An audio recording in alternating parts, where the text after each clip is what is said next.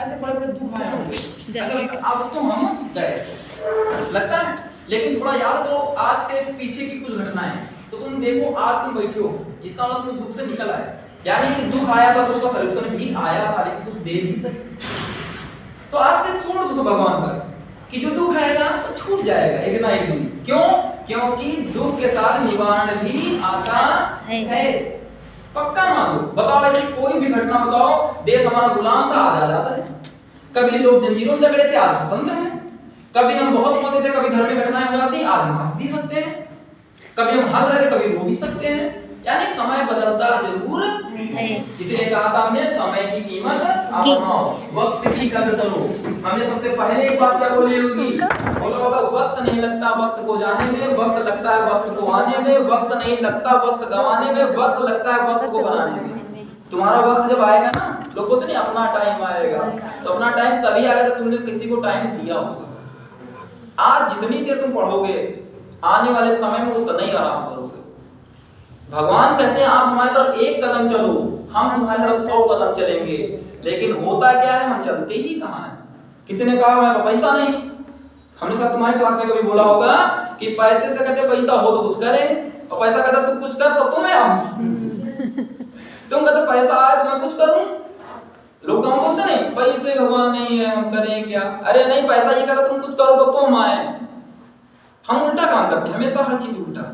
Means क्या हुआ कि हम टाइम की कीमत नहीं समझते। जब टाइम था पढ़ने का तब हम छोड़ दिए, और जब अब नहीं है तब कहते अरे हम पढ़ लिए। अपने मम्मी पापा से कभी पूछो कि तुम क्यों असफल हो गए, तो उसका कारण बस एक ही टाइम उन्होंने नहीं दिया किसको, पढ़ाई को।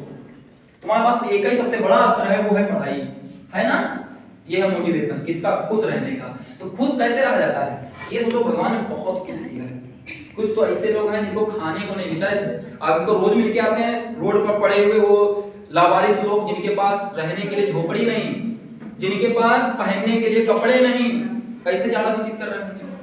हम लोग तो बढ़िया पहन करते हैं, कलर चूज करते हैं, ये लोग। अच्छा एक बात और, लड़के लड़की बना देते हैं कि अरे लड़कियां बड़ी परेशान रहती हैं, लड़कियों का दुख कोई लड़का नहीं समझ सकता, लड़कों का या लड़की का है, लड़कियां नहीं समझ सकती। ऐसा कुछ नहीं होता।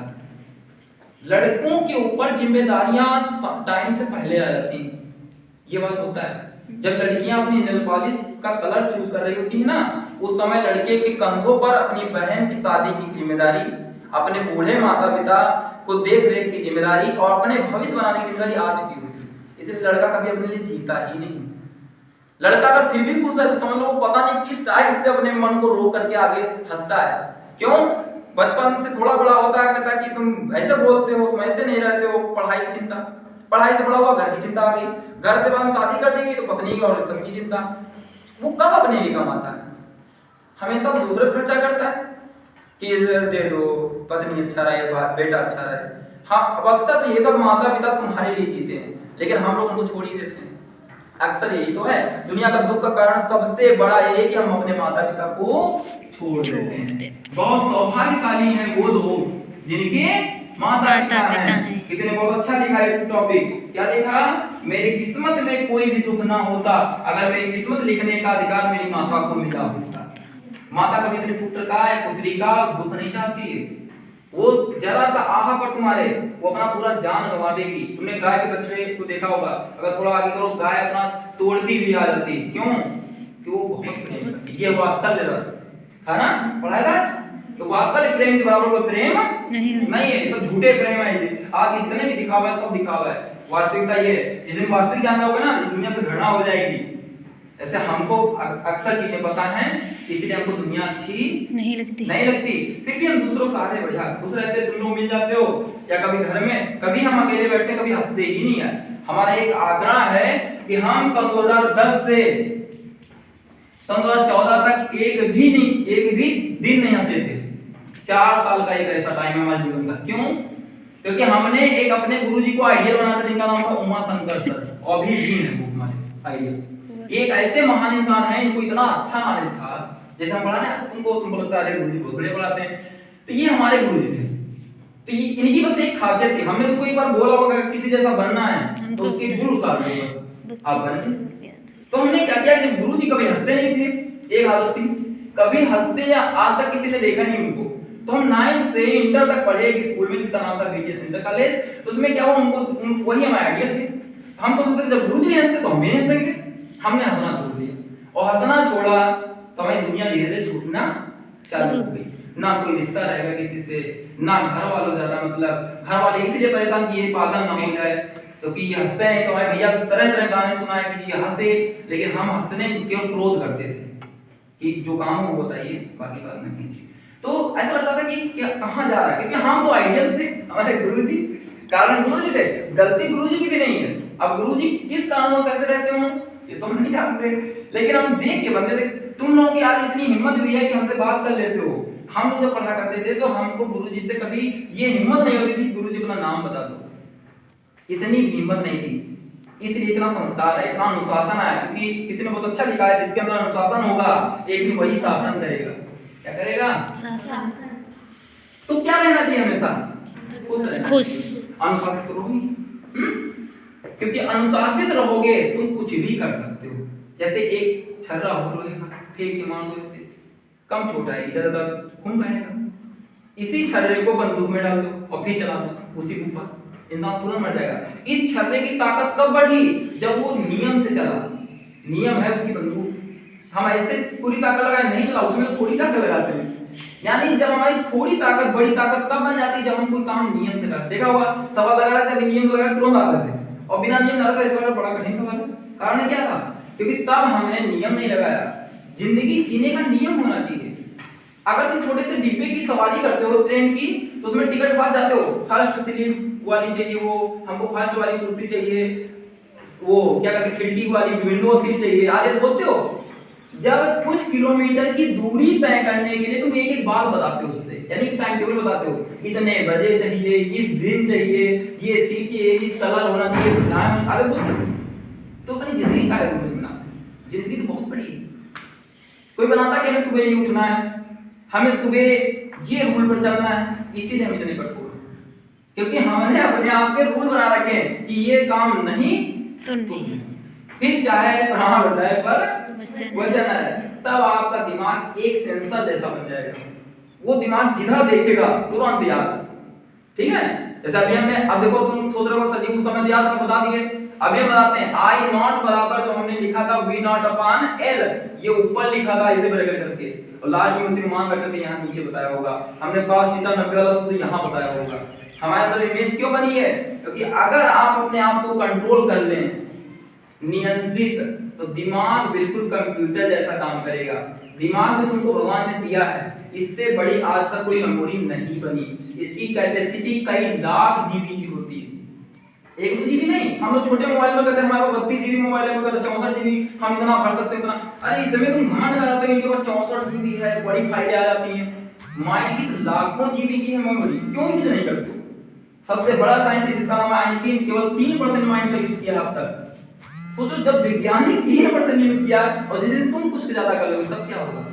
तो माइंड बहुत है, हम उससे निकाल नहीं पाते। यानी हमने अभी क्या बोला था, ये दुख, ये दर्द, ये सब बाधाएं तुम्हारे अंदर हैं, अपने बनाए हुए पिंजरे से निकल, तुम खुद अपने आप में इसके अंदर है। वास्तव में हम अपने गुण को निकाल ही नहीं पा रहे। जैसे हनुमान जी की शक्ति भूल गए तो तुम खुशी, अभी रस पढ़ा है, रस कम होने का कोई मतलब, देखो बिल्कुल शांत बैठो। क्यों? क्योंकि आपके अंदर एक विचार चल रहा है, इस समय तुम भटक नहीं सकते, क्योंकि आपका दिमाग हम पर कंसंट्रेट है।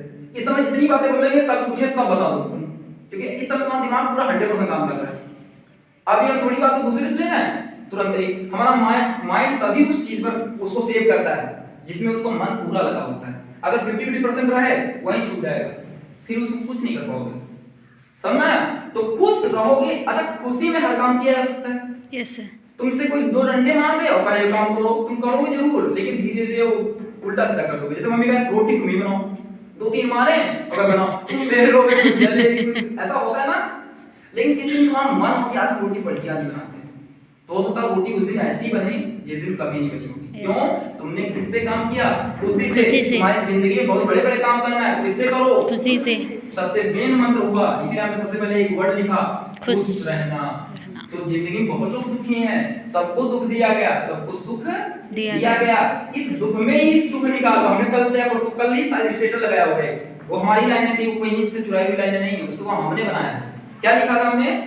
कि हमें क्या गिराएगी दुनिया, क्योंकि हमने ठोकरों से चलना सीखा है, और हमें क्या रुलाएगी दुनिया, क्योंकि मैंने आंसुओं से ही हंसना सीखा है। अरे लोग हंसने से तो सभी दोस्ती करते हैं, तुम दुख से करो, और जब कोई इंसान दोस्त होगा तो तुम्हें दुख देगा ही नहीं। हमारे गुरु जी ने एक बात बोली थी कि लोग कहते हैं हमको सुख चाहिए, सुख नहीं, तो हमको दुख चाहिए। अगर तुम दोस्ती करो दुख से, अच्छा किसी दुश्मनी करो जानबूझ तुमको गिराएगा गड्ढे में। तुमने कर लिया दोस्ती सुख से, अब दुख नाराज तुमसे, है ना? हाँ तुमने दोस्ती किया सुख से, अब दुख हो गया नाराज, वो कहता रुको तुम मिलने दो मौका, तो जैसे मिलेगा तुमको बहुत दुख देगा, क्योंकि वो तुम्हारा दुश्मन बन गया। और तुम दुख से ही कर लो क्या दोस्ती, तो होगा क्या, तो भी तुम्हें दुख नहीं देगा। तो ये समझो दुख आया है तो वेरी गुड आए हो, स्वागत है आपका खाना कॉमर का, ठीक है। जिसके पास दुख आया, आज हम बताते दुख से दोस्ती क्यों करो। जिसके पास भी दुख आया वो एक महान इंसान बना है। जिसने भी दुख सा जो भी तपस्या की है वो एक दिन बहुत बड़ा इंसान बन जाता है, क्योंकि एक गवाह, एक चीज इतिहास में गवाह है, किसी ने लिखा है जिस पर जग हंसा है उसी ने इतिहास रचा है। डॉक्टर बी आर अम्बेडकर सब हंसते थे, देखो क्या बन गए, आज इतिहास चल रहा उनका। स्वामी विवेकानंद देखो बेचारे तपस्या करते थे, लोग ढोंगी कहते थे। आज गौतम बुद्ध बेचारे, उनको तो एक स्त्री ने बड़ा अजीब वो लगा दिया, उसने कहा हमको इन्होंने प्रेग्नेंट किया है, एक आरोप लगाया जिससे उनकी वो ख्याति हो जाए, लेकिन उन्होंने सीधे वो हंसते रहे, उन्होंने कुछ नहीं कहा। बाद में वो कुछ ठोकर लगी, उसने बांध के आई थी, वो सब गिर गया, खुद सबके सामने आ गया। सत्य कभी किसी का इंतजार नहीं करता, वो केवल एक ही चीज का इंतजार करता है, वो है समय।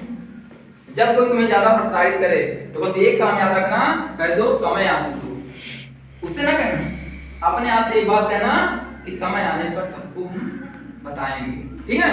लेकिन समय